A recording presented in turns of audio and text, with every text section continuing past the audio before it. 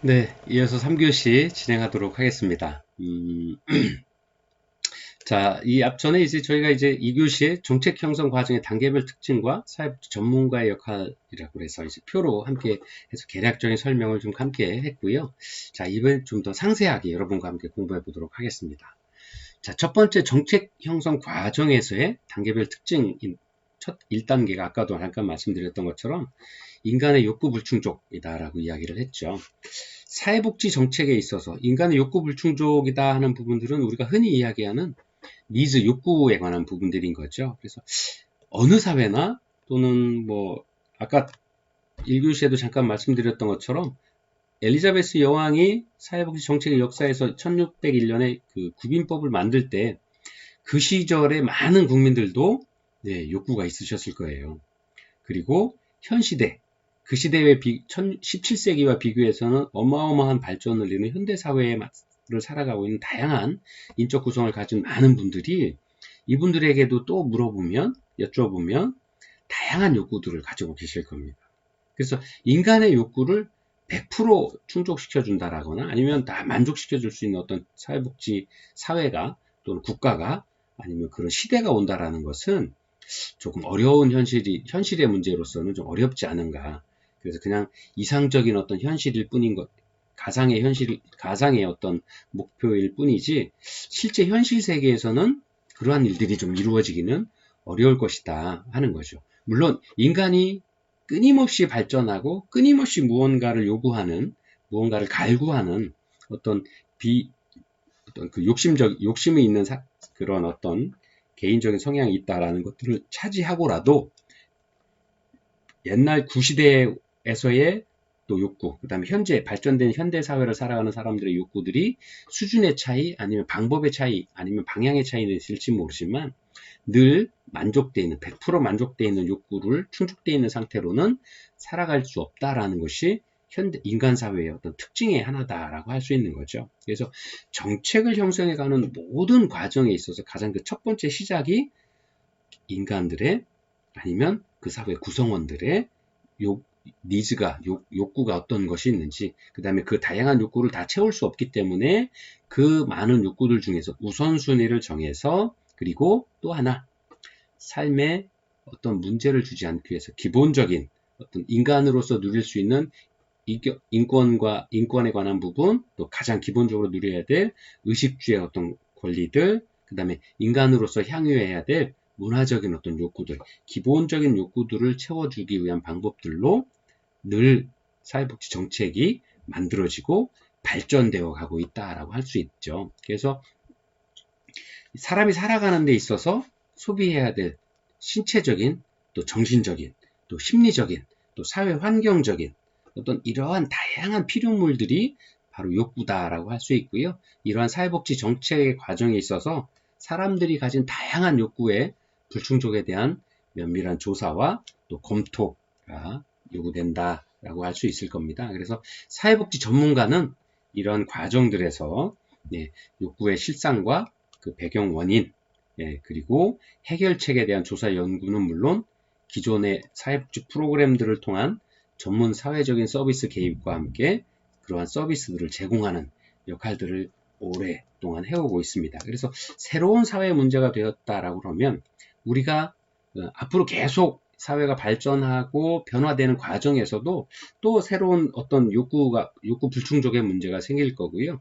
또 이러한 욕구를 해결하기 위한 방법으로 또 그런 것이 많이 모여서 쌓여지게 돼서 사회 문제가 된다라 그러면 또 다른 정책을 만들기 위한 과정들로 발전돼 나갈 것입니다. 그래서 그러한 그 가장 기본적인 첫 번째 단계인 인간이 가진 욕구들, 현 시대를 살아가면서 가지고 있는 다양한 인간의 욕구들을 어떻게 필요한 과정들을 발생을 했고 그 문제를 해결하기 위한 과정들은 어떻게 진행이 돼야 되는지 하는 이러한 부분들에 있어서 지속적인 관심과 조사들이 좀 필요하다라고 이렇게 말씀을 드릴 수 있겠습니다. 그래서 결국 사회복지 정책의 분석이라고 하는 것은 사회복지 대상자의 욕구가 무엇인지, 그 다음에 그 욕구를 왜, 어떻게, 그리고 어느 정도 해결해 줄 수 있어야 만족스럽게 바뀔 수 있는지, 그 다음에 이런 것들을 판단하는 기본적인 어떤 바탕 위에서 사회복지 정책의 목표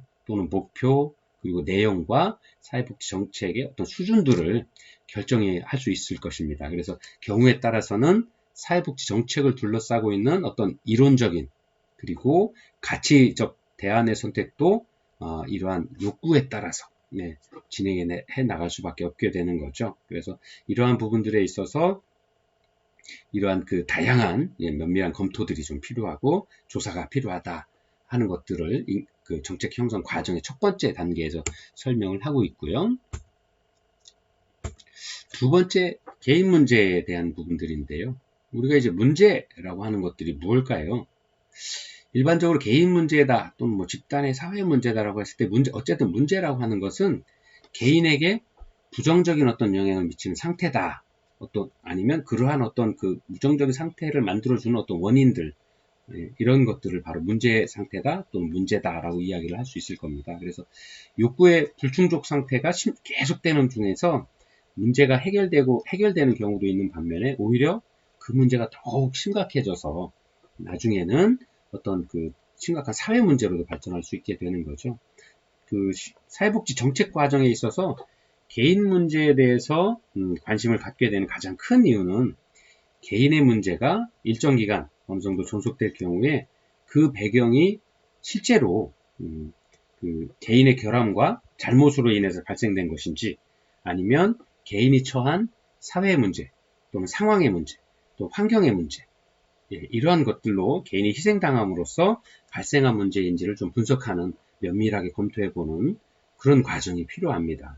그래서 개인 문제가 일단 사회사업 전문가들이 여러 가지 서비스를 통해서 지원하는 한편에 또 그 원인에 대한 조사를 통해서 사회적인 어떤 배경들을 밝혀내는 것도 좀 필요한 부분들이다라고 말씀을 드릴 수 있을 겁니다. 그래서 그 개인의 문제라고 하는 단계에서는 이것이 개인으로 인해서 발생된 문제인지 사회적으로, 환경적으로 발생되는 문제인지 그 다음에 이제 실제로 현대 사회처럼 이제 발전된 사회에서 개인의 문제는 실제 개인의 어떤 원인을, 개인의 어떤 개인적인 원인으로 발생되는 문제다라고 정의하는 것들은 아주 작은 반면에 실제로 사회적이고 환경적인 문제들이 좀 더 많이 발생을 하고 있죠. 대표적인 게 이제 환경의 문제, 교육의 문제, 뭐 또 노동의 문제, 이런 다양한 문제들이 실제로는 그 개인의 어떤 게으름이나 나태나 무지에서 오는 문제들보다는 실제로는 그 사람을 개인을 둘러싸고 있는 사회적인 또 환경적인 문제들이 실제로 현대사회에서는 좀 더 많은 영향을 미쳐 나가는 경우들이 많이 있죠. 그래서 실제적으로 그런 문제들 때문에 어떤 사회 문제로 더 크게 발전하게 되고 또 그러한 문제를 해결하기 위한 어떤 정책적인 대안들을 찾게 되는 어떤 경우들이 더 많이 생기는 경우들이 있는 것 같습니다. 그래서 이러한 점에서 개인의 문제 발생은 사회복지 정책 과정에서의 아주 중요한 어떤 국면이다라고 설명을 드릴 수 있을 겁니다. 자, 세 번째가 이제 사회문제 단계죠. 아까도 저 잠깐 도표를 보면서 함께 공부를 해보셨던 것처럼 어떤 문제가 개인의 문제고 또 어떤 문제가 사회 문제인가 하는 것을 분별하고 구별하는 것들은 실제로 보는 현장에서는 굉장히 어려운 일이 아닐까 생각을 합니다. 아까 개인 문제를 잠깐 설명을 드리면서도 이 개인의 문제가 그 개인에 의해서 개인적인 문제로 인해서 발생된 사회 문제인지 아니면 그 개인을 둘러싸고 있는 환경과 사회의 어떤 영향으로 인해서 이러한 개인의 문제가 생긴 건지를 좀 분석을 해야 된다라고 설명을 잠깐 했었는데요. 사회 문제에 대한 부분들도 객관적인 요인 못지않게 또 주관적인 어떤 문제, 또 이러한 많은 문제를 가지고 있는 개인들이 모여서 집단으로 이루어져서 형성되는 과정들이 많아지고 있죠. 즉 우리 사회에서 이야기하고 있는 양극화의 문제 또는 극단적인 예로 말씀드리면 빈부의 격차로 인해서 슬럼가가 생겼다거나 빈민촌이 생긴다거나 아니면 우리 그 매스미디어에서도 흔히 보시죠. 서울이나 물론 뭐 서울뿐만 아니라 제가 살고 있는 또 이 천안에서도 예를 들어서 그 부자들이 사는 아파트에 동네에 주공 아파트가 들어온다거나 뭐 소형 아파트가 들어온다라 그러면 되게 싫어하시죠. 뭐 우리 흔히 그냥 님비 현상이라고 이야기를 하는데 실제로 작은 아파트에 있는 아이들하고 학교를 같이 다니게 되면 우리 매스컴에서 뉴스 시간에 늘 보는 것처럼 사회적인 어떤 편견에 의해서 부모의 어떤 그 사회적 지위나 영향력 때문에 어려운 가정의 아이들이 이렇게 좀 홀대받거나 하는 일들이 뉴스를 통해서 아니면 매스미디어를 통해서 종종 듣게 되는 어떤 뉴스 중에 하나입니다. 그래서 이러한 문제들이 과연 사회의 문제인지 개인의 문제인지, 네, 이런 것들은 굉장히 주관적인 어떤 판단, 또 이러한 문제를 인식하는 인식적인 어떤 요소에 있어서도 그 영향을 미친다라고 말씀을 드릴 수 있을 것 같습니다. 그래서 사회 문제다라고 하는 것들은 사회 문제라고 규정하고 그 사회 문제라고 수용하는 그러한 어떤 문제의 또 이면에 한편 인간의 사회학적인 어떤 지식과 또 학문의 발전과도 상당한 연관성을 지닌다. 즉 사회의 변화와 사회의 발전의 과정에 있어서도 이전에는 사회 문제라고 인식하지 않았던 문제들이, 과거에는 인식하지 않았던 문제들이 현대에는 사회 문제다라고 인식될 수도 있는 거죠. 아까도 잠깐 예로 들어서 말씀드렸던 것처럼 뭐 기본소득이라는 부분들이 이게 사회 문제라고 인식을 했기 때문에 이전에는 개인의 문제다, 개인의 빈곤의 문제는 다 개인의 문제고, 개인이 게을렀거나 아니면 개인이 건강관리를 못했기 때문에 빈곤의 문제를 그 개인이 가졌다, 또는 사회적인 문제다라고 이야기를 했었는데, 현재의 사회에서는 빈곤이나 다른 어떤 여러 가지 장애나 이런 문제들을 개인의 문제로 취급하지 않는 것들이 대다수의 어떤 문제를 바라보는 시각이다라고 설명을 할 수 있습니다. 그 개인을 둘러싸고 있는 사회적인 환경이나 아니면 장애를 만들 수밖에 없는 어떤 사회적인 문제들이, 이러한 것들이 실제로 나뿐만 아니라 그 개인뿐만 아니라 나도 아니면 그 둘러싸고 있는 다른 분들도 그러한 일을 겪을 수 있기 때문에 잠재적인 사회적 위험으로, 즉 사회적인 문제로 인식을 하게 되는 어떤 인식의 문제들의 인식의 전환을 갖고 오게 된 거죠. 그 다음에 또 다른 측면으로는 사회 발전과 사회 변동이라는 어떤 사회 변동의 어떤 요인들로 인해서 이런 사회 문제들을 인식을 하게 됩니다. 그래서 사회 문제의 개념이라고 하는 것은 사회 문제의 원인이 무엇이고 그 해결책을 어떻게 마련할 것인가 하는 것이 가장 큰 의미다라고 할 수 있습니다. 그래서 개인 문제가 사회 문제로 규정되고 변화되는 데에는 누가 그 문제를 이해하고 인식하고 문제라고 설명을 해낼 수 있을 거냐 하는 겁니다. 그래서 일단 이러한 문제들이 개인의 문제가 아니라 사회 문제다라고, 사회 문제로 인식을 하게 되면, 그리고 그 문제의 성격이 변화하게 되면 그 문제에 대한 공공의 개입이 필요하게 되는 거죠. 즉 여기서 말씀드리는 바로 사회복지 정책이 시작될 수 있는 어떤 문제, 또 그 근거가 마련되는 그 바로 인식의 전환이 바로 그 사회복지 정책으로 인식할 수 있는 어떤 근거가 될 수 있다라고 이렇게 말씀드릴 수 있습니다. 그래서 사회복지에 대한 문제의 원인을, 사회 문제에 대한 문제의 원인을 조사하고 분석하고 또 성격을 규정하는 일이 그래서 굉장히 중요하다라고 설명을 드릴 수 있고요. 또 사회복지 정책의 형성 과정상 이를 둘러싸고 있는 다양한 이해관계 당사자들이 실제로는 첨예하게 대립하게 되어 있는 경우도 있고요. 또는 또 상호 경쟁하게 되는 거고, 그러한 다양한 역동적인 어떤 흐름들을 만들어내고 그 역동적인 흐름 속 안에서 사회정책이 다듬어지고 좀 더 국민들이 원하는, 아니면 사회 구성원들이 원하는 어떤 모양들을 갖추어 나가게 될 겁니다.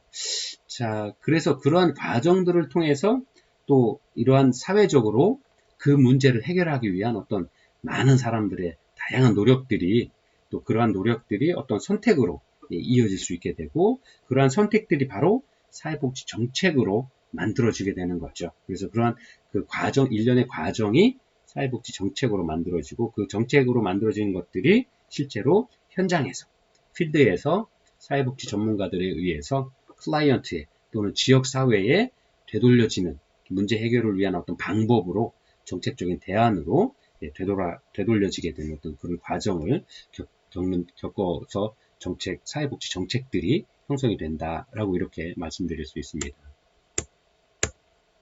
자, 네 번째가 이제 사회복지 정책의 문제인데요. 여러분들 교재를 좀 같이 보시면 더 좋을 것 같습니다. 여러분들 교재 205페이지에 표 7-3 사회문제 분석과 사회복지 정책 프로그램의 특성, 이렇게 설명이 잘 되어 있는데요. 한번 같이 보면서 설명을 좀 해보도록 하겠습니다. 자, 사회복지 정책의 문제는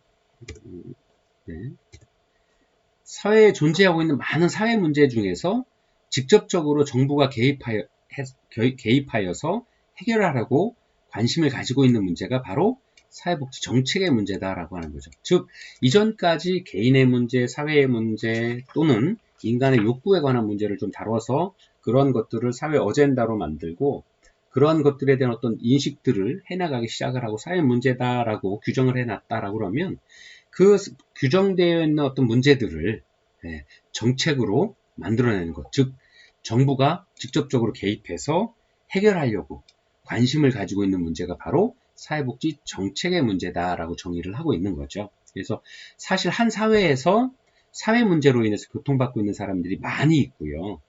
또 이들이 제한된 사회적 자원을 통해서 그들의 문제가 해결되고 또 그 고통에서 벗어나기를 기대하고 또 그렇게 되기를 요구하는 목소리들이 많아지고 있는 거죠. 그리고 그러한 어떤 집단의 목소리들이 모여서 사회적인 어젠다 이슈를 만들고 이러한 현대사회에서 가장 크게 사회복지 정책의 문제로 이슈화되고 이 문제들, 해당 집단에서 이 문제를 해결해 달라고 하는 다양한 욕구들을 만들어내는 과정이 바로 선거의 과정이다. 정치적인 어떤 과정 중에서도 특히 선거의 과정에서 그런 목소리들이 굉장히 많이 크게 터져나오기 시작을 하는 거죠. 현대사회에서 요즘에 개인의 어떤 문제들은 개인의 어떤 공공사회에서 자신의 어떤 문제를 해결하기 어려운 부분들은 다양한 방법들이 있죠. 그래서 요즘 주로 저도 관심 있게 보는 부분들이 이제 청와대에 올리는 청와대 민원들 올리죠. 그래서 보통 20만 명 이상의 동의를 얻으면 국가 정책을 담당하시는 분들이 공식적인 답변들을 하고 계시죠. 그래서 그게 물론 때로 집단의 문제일 수도 있고 개인의 문제일 수 있습니다만 일상의 현대 사회에서 해결하기 어려운 문제들은 그렇게도 또 해결을 하는 방법들을 요새는 많이 만들고 또 그러한 문제들의 동의를 많이 하는 부분들은 정책적으로 해결하기 위한 방법들을 대안을 제시하고 하고 있죠.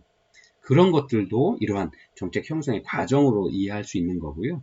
또 하나 이번처럼 내년에 대선이 있다거나 총선이 있다거나 이런 여러 가지 선거의 정치의 어떤 과정 중에서 많은 사회 구성원들이 이런 정책 형성 과정에 있어서의 어떤 큰 영향력을 행사하기 위한 또는 큰 영향력을 가진 정치인들을 선택을 해서 그 정치인들의 어떤 그 선택권들을 다양한 선택권들을 좀 강요하고 그런 선택에 관심을 가지도록 사회 문제에 관심을 가져서 그 문제를 해결하기 위한 어떤 정책적인 대안들을 제시를 하게 요구를 하고 있는 거죠. 그래서 그 대안을 요구를 해서 제시를 하게 되면 그거의 문제에 동의하면 또 표로 답을 해주는 어떤 이런 정치적인 일련의 과정들을 통해서 사회복지 정책을 형성해가는 과정들이 현대사회에서는 아주 많이 일어나고 있고 실제로 굉장히 영향력이 큰 방법으로 활용이 되고 있습니다. 그래서 이러한 사회 문제 분석 또 사회복지 정책들을 만들어가는 과정들을 여러분들 표에 보시면요. 첫 번째 사회 문제 분석을 할 경우에 문제의 개념, 협의하고 즉 누가 급여를 받을 거냐, 서비스는 어떻게 진행할 거냐, 자격 기준은 어떻게 할 거냐, 또 그 정책의 목표와 그 다음에 구체적인 어떤 인구들, 그 대상들 이런 것들을 결정을 하게 되는 거죠. 그 다음에 손익은 누가 볼 거냐, 그 다음에 여기 손익자 분석에서 보시는 것처럼 재원 조달의 방법을 어떻게 구체화할 거냐, 비용은 어떻게 할 거냐, 지불 능력 및 비용 체계 분담이 구체화돼서 좀 그 분석을 하게 되는 거고요. 또 이러한 그 분석의 방법에 있어서 이념과 가치에 관한 부분들까지도 검토를 하고 프로그램 안에 녹아날 수 있도록 진행을 해 나가는 과정들이 바로 이제 사회복지 정책의 문제로서 이야기를 하고 있는 겁니다. 그래서 이 과정에 있어서 사회복지 전문가는 이제 말씀드린 것처럼 다양한 문제를 해결하기 위한 실천 전문가로서의 역할들을 해 나가게 되는 거죠. 그 다음에 이제 사회복지 정책의 의제에 관한 문제입니다. 자, 여러분들 이제 교재도 잘 나와 있는데요. 여러분들 교재 207페이지 표 7-4번 사회복지 정책 선택의 장단점 이렇게 표기가 되어 있습니다. 자, 사회복지 정책의 의제로 만들어져서 일반적으로 사회복지 정책의 의제는 다른 분야의 정책과 또 거시적으로는 국가 전체의 발전 전략과 함께 고려되는 경우들이 많죠. 왜냐하면 사회복지 정책에서 다루는 많은 분들이 실제로 사회 구성원들의 대다수를 차지하게 되는 거죠. 왜냐하면 부자라고 해서 욕구가 없는 것도 아니고 또 아니면 뭐 빈곤층에 있는 분들이라고 욕구가 없는 것들은 아니죠. 그래서 국가에서 사회복지 정책을 만들 땐 다양한 정책들을 만들고 그 다양한 정책의 수혜자들이 국민 대다수라고 말씀을 드릴 수 있는 거죠. 그리고 실제로는 모든 국민을 위한 정책들을 국가에서 만들고 있는 거죠. 그 중에서 이제 사회복지 정책이 많은 수를 차지하는 거죠. 자, 거꾸로 이야기를 드리면 지난 시간에도 잠깐 공부를 하셨던 것처럼 우리나라의 사회복지 전체 예산이 2021년에 그 전체 예산이 약 550조가 좀 넘어가고 있습니다. 근데 사회복지 정책과 관련된 사회복지에 사용되고 있는 예산이 이제 약 34%에서 35%, 약 한 150조 정도가 넘는 금액이 이제 사회복지 정책의 예산으로 사용이 되고 있습니다. 그 이야기는 거꾸로 이야기를 드리면 약 사회복지에 관한 정책들을 만들어서 새로운 사회복지 정책을 만들고 진행을 한다라 그러면 그러한 혜택을 받는 인구가 굉장히 많다라고 하는 거죠. 그래서 사회복지 정책에 관한 예산이 약 35%, 그 다음에 그러한 정책 예산의 어떤 혜택을 받는 국민 수혜가 약 35%라고 하니까 굉장히 많은 퍼센테이지를 차지하게 되는 거죠. 그래서 이러한 사회복지 정책의 의제는 다른 분야 정책과도 좀 맥을 좀 같이 하고 또 거시적으로 보았을 때는 국가 전체의 발전 전략과 함께 고려되는 것이 맞다라고 설명을 할 수 있는 거죠. 그래서 물론 사회복지 정책의 의제는 구체적인 어떤 사회 문제의 해결책으로 존재할 수도 있는 다양한 이론적이고 또 현실적인 여건을 바탕으로 해서 가능한 한 최선의 선택을 하도록 검토하게 되는 거죠. 그래서 이때 이러한 사회복지 정책의 선택과 관련된 다양한 일반적인 장점과 단점을 열거해 보게 되는데요. 여러분들 표 7-4와 함께 보도록 하겠습니다. 자, 여러분들 교재 207페이지에 있는데요. 정책 선택이 이제 포괄적 서비스보다는 집중적 서비스를 하게 될 경우의 장점은 뭐냐면 보다 큰 효과를 갖는 심층적인 어떤 서비스를 제공할 수 있지만 단점으로는 또 많은 수의 대상자에게는 이러한 서비스, 집중적인 어떤 서비스를 제공하는 것은 어렵다 하는 거고요. 또 시설 서비스보다 지역사회의 바탕을 둔 서비스를 개발할 때의 장점은 서비스에 있어서의 스티그마, 즉 낙인 효과를 좀 줄일 수 있다라고 하는 거죠. 그래서 서비스 대상자들이 전체 사회에 좀 통합될 수 있도록 사회 통합에 좀 도움을 줄 수 있지만 반대로 단점으로는 다양한 지역사회 서비스 조정이 어렵고 유동성이 큰 인구들을 포함시키기에는 좀 지역사회 서비스의 어떤 단점으로 지적이 되고 있다라는 것들이죠. 또 세 번째, 정책 선택의 과정에서 특수한 서비스와 어떤 재료들보다는 일반적인 서비스와 스태프를 활용하는 방법은 클라이언트를 한 사람의 전체로서 초점을 맞출 수 있는 어떤 장점이 있는 반면에 대상자의 특수한 욕구에 대응할 수 있는 특수한 전문가를 스태프 구성원으로 하기가 어려운 어떤 그런 단점들도 보여지고 있습니다. 그리고 치료적인 서비스보다 예방적인 어떤 서비스를 제공할 때의 장점은 사회 문제를 좀 초기 발견할 수 있고요. 또 이러한 치료가 가능하고 또 대상자로 하여금 문제의 진전에 대해서 미래를 좀 예상해 볼 수 있는 어떤 그런 교육이 가능한 반면에 이미 심각한 문제를 가진 사람들에게는 발생되는 어떤 욕구들을 좀 간과하는, 좀 지나쳐가는 그런 어떤 단점들이 있다라는 거죠. 그 다음에 정책 선택의 과정에서 선별적인 자격 요건보다 보편적인 어떤 자격 요건을 가진 어떤 정책들을 선택을 하게 되면 장점으로는 일을 하고 있는 스태프로 하여금 모든 신청자에게 봉사할 수 있게 할 수 있고 또 자산조사나 이런 어떤 조사의 과정들을 생략하게 함으로써 대상자들 모두에게 순회하는 서비스가 가능한 장점이 있습니다. 대신 단점으로는 특별히 심각한 문제를 가진 사람들에게는 제한될 어떤 자원을 사용하는 것이 좀 어려운 그런 단점들을 가지고 있죠. 즉 선별적인 서비스냐 보편적인 어떤 서비스냐 정책이냐에 따라서 이런 다양한 장단점을 가질 수 있게 되는 거죠. 또 중앙 집중적인 서비스냐 또 지방 분산된 서비스냐에 따라서 서비스 접근의 방법 또 지역사회 연결망 활용에 대한 방법들의 장점을 가질 수 있지만 단점으로는 중앙 집중적인 어떤 시설 운영 방법에 비해서는 좀 경비가 단가가 좀 비싸질 수 있다 하는 거죠. 또 마지막 정책 선택의 방법인데요. 한 분야의 전문가보다는 다양한 전문가팀, 즉 개별 서비스 분야 아니면 통합적인 어떤 서비스 전문가냐 하는 부분. 우리가 실천에 있어서 사례 관리 서비스냐 아니면 그 개인적인 서비스냐의 어떤 차이점이라고 할 수도 있는데요. 어떤 이런 장점으로는 많은 전문직이 서비스에 기여하게 함으로써 통합적인 어떤 서비스를 제공할 수 있게 되는 장점이 있는 반면에 오히려 단점으로는 이런 다양한 전문가들이 모이는 거기 때문에 이런 전문가들 사이에서 서비스 제공에 있어서의 갈등이라든가 아니면 의견의 차이가 생겨날 수 있다라는 부분들이죠. 그래서 이러한 다양한 정책 선택의 방법에 있어서 보편적인 방법으로 정책을 펼나갈 거냐, 선별적인 어떤 방법을 할 거냐, 통합 서비스를 지원할 거냐, 뭐 개인 서비스를 지원할 거냐, 이런 다양한 어떤 선택의 폭이 많은 반면에 이러한 장단점에 대해서도 충분히 인식을 한 후에 지역사회 여건에 맞도록 아니면 문제를 바라보는 어떤 시각들 아니면 클라이언트의 욕구에 맞는 어떤 서비스를 펴나가는 것이 어느 것이 더 효과적이고 효율적이냐 하는 것들을 충분히 그리고 또 면밀하게 검토하는 어떤 정책적인 어떤 세심함이 필요하다라고 설명을 드릴 수 있습니다. 그리고 여섯 번째가 사회복지 정책의 정책화, 즉 입법화다라고 말씀을 드릴 수 있습니다.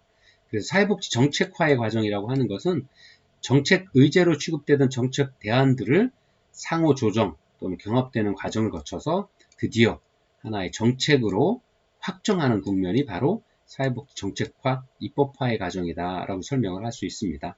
그래서 최종적으로는 대통령의 재가를 거쳐서 법률로 공포되고 그 정책이 구체적으로 효력을 발휘하면서 사회복지 전문가들이 사회복지 실천의 현장에서 정책으로, 즉 사회복지 프로그램과 사회복지 서비스로서 제공할 수 있다 하는 것이 바로 사회복지 정책화, 입법화의 과정이다라고 설명을 드릴 수 있는 겁니다.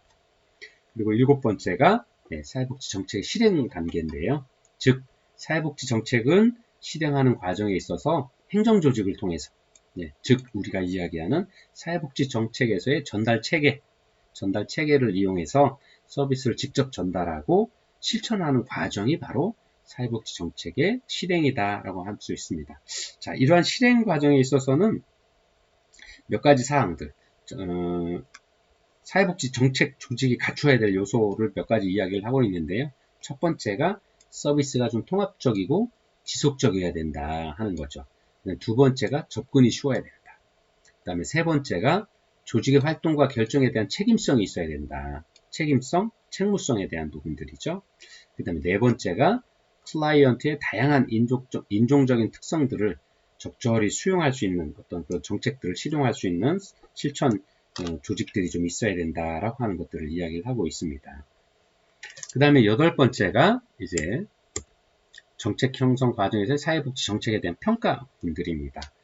자, 평가에 관한 부분들은 이제 여러분들이 지역사회복지 실천의 과정에 있어서 아니면 프로그램 개발과 평가에 있어서 다양한 어떤 그 사회복지 과목, 전공 과목들을 공부하시면서 평가가 왜 중요한지, 또 평가는 어떻게 하는지, 평가의 다양한 방법에 대해서도 충분히 공부를 하셨으리라 생각을 합니다. 그래서 그래도 잠깐 좀 보면 사회복지 정책과 프로그램이라고 하는 것은 그 목적과 효과가 다른 정책이나 어떤 다른 분야의 어떤 프로그램과는 달리 인간을 대상으로 하고 있기 때문에 인간의 욕구를 충족하고 복지를 증진시킨다는 점에서 그 초점이 중심점이 있다라고 볼 수 있죠. 그래서 다분히 양적인 평가 부분보다는 질적인 평가 부분이 좀 강조된다라고 설명을 할 수 있습니다. 그래서 다만 이 사회복지 정책의 평가에 있어서 가장 어려운 점은 측정 방법에 대한 부분, 그 다음에 그 결과를 계량화하는 데 좀 어려움, 즉 수치로 나타내는데 좀 어려움이 있다. 뭐 수치로 나타낼 수는 있겠습니다만 과연 그것이 실제 만족도에 대한 조사 또는 프로그램의 어떤 서비스에 대한 어떤 실천 효과에 대한 부분들을 정말 제대로 좀 표현해내고 있느냐 하는 부분에 있어서는 좀 많은 어려움들이 있다라고 하는 부분들을 인지하고 계실 겁니다. 그래서 그 중에서 이제 여러분들 209페이지에서부터 좀 보시면 이제 사회복지 정책 및 프로그램 평가의 여러 측면들이 나와 있는데요. 목표에 대한 부분, 급여 혹은 서비스의 형태에 관한 부분, 그리고 자격 요건에 대한 부분, 그 다음에 행정적 서비스 전달 체계에 대한 부분, 그 다음에 재정 조달 방법에 있어서 평가 기본적인 형태나 평가 기준이 상세하게 설명이 되고 있습니다. 그래서 한번 이러한 부분들도 한 번씩 공부해 봄으로써 여러분들이 평가에 대한 기존에 알고 계신 부분들과 정책에 있어서의 평가에 관한 부분들의 좀 차이점들도 충분히 숙지해 나가셨으면 좋겠습니다. 자, 마지막으로 욕구 불충족의 해결 미해결은 사회복지 정책 형성 과정의 마지막 과정이고요. 평가의 결과를 통해서 처음에 목표했던 대로 개인의 욕구 또는 사회적인 욕구들에 대한 어떤 욕구 충족의 문제들이 해결됐는지 또는 사회 문제의 해결이 어느 정도 성과를 거두었는지 하는 부분들을 또는 실패했는지에 대한 것들 판단을 해서 사회복지 정책과 프로그램에 반영하는 과정이 바로 마지막 단계 욕구 불충족의 해결, 미해결 단계다라고 이렇게 말씀드릴 수 있습니다. 그래서 사회복지 전문가는 직접적 사회복지 실천가로서 또는 상담가로서 활동하는 한편 이러한 정책과 또 프로그램의 변화를 유도하는 촉진자로서 또 평가자로서 이런 역할들을 해 나갈 수 있을 것입니다. 자, 이렇게 해서 저희가 이제 사회복지 정책의 형성 과정에 대해서 함께 공부했고요. 다음 주에는 사회복지 정책의 분석에 대해서 함께 공부해 보도록 하겠습니다. 수고 많으셨습니다. 다음 주에 건강한 모습으로 뵙겠습니다.